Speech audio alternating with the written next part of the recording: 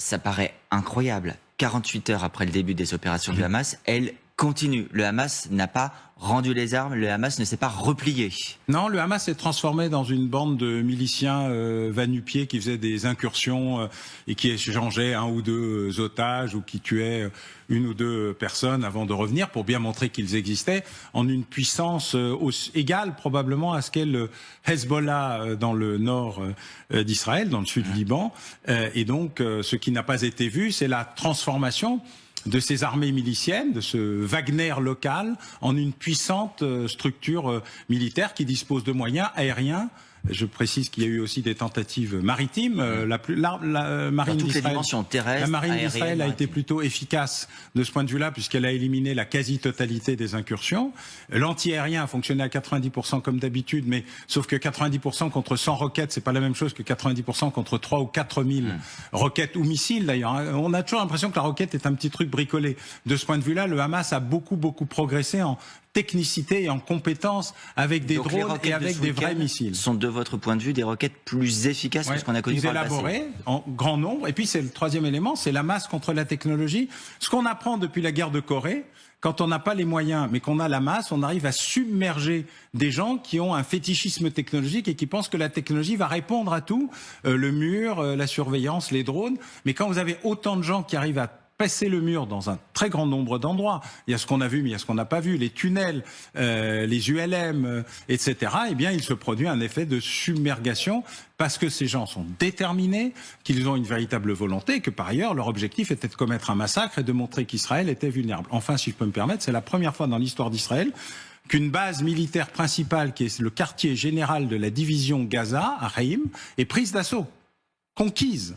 Ça n'était jamais arrivé. Par un char, par une voiture. Comment vous expliquez que les Israéliens aient pu se faire surprendre de cette manière? Alors ne jamais sous-estimer les Iraniens, hein, c'est l'Empire perse, il a une histoire, il a une capacité formidable. Vous voyez la main iranienne derrière l'action du Hamas. Le Hamas l'a dit, je crois ce que dit le Hamas. Par ailleurs, il y a eu 2 réunions à Beyrouth, une qui était publique et l'autre qui ne l'était pas. La première le 2 septembre, il y a des photographies où des représentants iraniens et les gens du djihad islamique et du Hezbollah se rencontrent. Et il y a une deuxième à la fin du mois dernier avec les représentants du Hamas. Donc il ne faut pas les sous-estimer. Alors je précise qu'officiellement l'Iran nie, tout en soutenant, je cite, la légitime défense de la nation palestinienne. C'est ce que disait le président Raisi il y a quelques heures. Le Hamas hier a fait un communiqué disant merci à l'Iran de nous avoir aidés et armés. Il faut juste lire ce que dit le Hamas. Je n'ai pas d'avis personnel, je lis ce que disent les terroristes. J'ai écrit un livre qui s'appelait « Les terroristes disent toujours ce qu'ils vont faire et nous faisons d'immenses efforts pour ne jamais les écouter ». Faisons un effort, ils nous racontent des choses, écoutons-le, c'est beaucoup plus intéressant que d'entendre le porte-parole officiel de la tahriya, c'est-à-dire la dissimulation, qui est la clé naturelle de fonctionnement du régime iranien pour survivre. Dissimulation. Oui, de mensonges, de tout ce qu'on veut, mais ça n'est pas nouveau, c'est pas la première fois, et c'est pas le sujet. Le sujet, c'est qu'ils ont non seulement participé, organisé, structuré, et d'ailleurs il y a un homme, le général Kahani, qui probablement est le maître d'œuvre de cette affaire, comme le général Soleimani l'était avant qu'il soit éliminé par un missile américano-israélien, on ne sait pas très bien d'ailleurs. On s'est beaucoup dit ces dernières heures, il y a eu une faillite du renseignement israélien. Ce n'est pas votre analyse? Non, d'abord parce que les notes de l'Aman, le renseignement militaire, disent il y a un problème et il se passe quelque chose. Le général Ben Eliaou, ancien chef d'état-major, fin juillet, dit attention, il va nous arriver un truc. Et mon collègue Carmon, qui est à la fois un académique et un ancien conseiller des Premier ministre d'Israël, notamment le Premier ministre Rabin, dit fin septembre, début octobre, on va s'en prendre plein la figure parce qu'il est en train de se produire quelque chose que nous ne regardons pas. Et comme en plus les Iraniens en général, mais pas seulement, ont réussi à enfumer les Israéliens sur l'idée que ceci se passerait plutôt en Cisjordanie et au nord qu'au sud, il y avait très peu d'unités disponibles. C'est la fête de Sukkot, c'est Shabbat, et il se trouve que par les hasards terribles, c'est le 50e anniversaire ou presque de la guerre du Kippour, et par arrogance, par insouciance et par incompétence, le gouvernement d'Israël a une lourde responsabilité dans ce qui est arrivé. Donc il y a eu un aveuglement politique de votre point de vue. Oui, bien sûr. Ce n'est pas une surprise stratégique, c'est un aveuglement stratégique. Le renseignement a fait plus ou moins son travail. Des collègues hors renseignement non seulement l'ont fait, mais l'ont dit. Ils l'ont dit publiquement. Voilà, c'est comme si quelqu'un vous disait il va y avoir un Pearl Harbor et que le gouvernement américain dise mais non, vas-y, on va faire autre chose et c'est dimanche, va te reposer.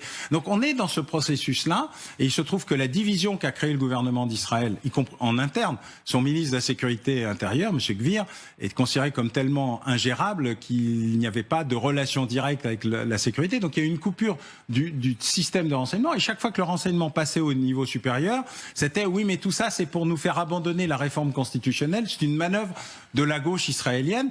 Or, un très grand nombre de réservistes de l'armée avaient décidé de faire la grève de la réserve contre la réforme constitutionnelle qui visait à supprimer l'efficacité, en tout cas l'utilité de la Cour suprême. Donc, c'est un effet d'opportunité, mais tout programmé, tout cumulé, et la RAF partie à côté de la base de Reim en plus, a donné la capacité au Hamas de faire un Bataclan en plein air et un 11 septembre cumulé.